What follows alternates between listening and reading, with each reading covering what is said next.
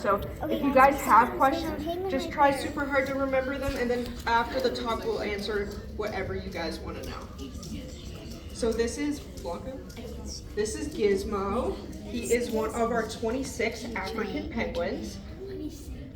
So yes, so at the zoo we have 26 penguins. We have 16 boys and 10 girls, and these guys are very special birds. So as we might know, penguins do not fly, so this makes them a little different than birds that might fly. So birds that can fly have hollow bones. This makes them super light so they can fly through the air, but these guys have sturdy, solid bones. So a penguin would be a lot heavier than a flighted bird of the same size, but this makes them really good swimmers. So those wings are not used for flying, but they're really good paddles. They can swim up to 12 miles per hour, yeah, which is really helpful if you're swimming around trying to catch some fish.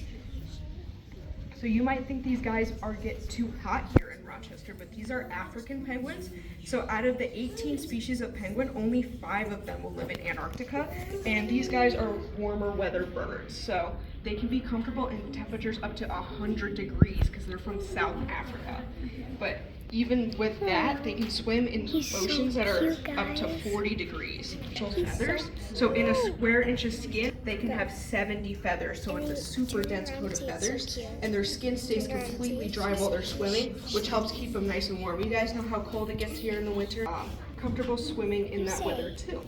But once a year or so, they will molt. So they will lose all of those feathers at once and just kind of look like a chicken, and then they will grow all those feathers back over a few weeks. So in nature, they can't swim while they're molting because then they're not waterproof.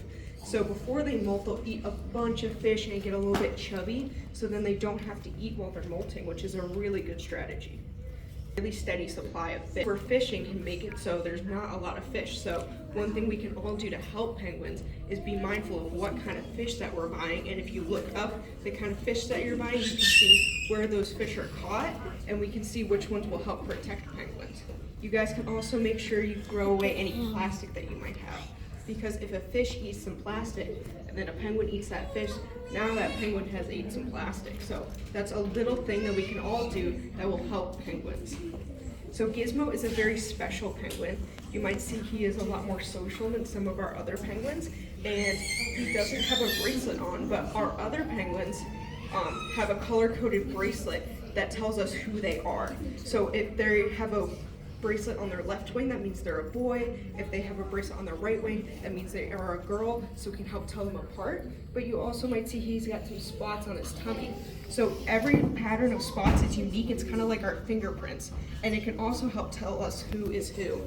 And even when they molt and all those feathers come off, when they grow back, those dots are in the exact same spot every single time, so we know who they are. Yeah.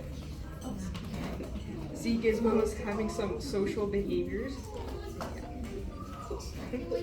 So you also might see him do something called preening. So if you see him running his beak over his feathers, if you guys have like a cat and you see your cat giving themselves a bath with their tongue, that's kind of like what he's doing. That's his version, which helps keep his feathers nice and clean. So their beaks are very special, so they don't have any teeth, but their beaks are really sharp to help them grab fish out of the water.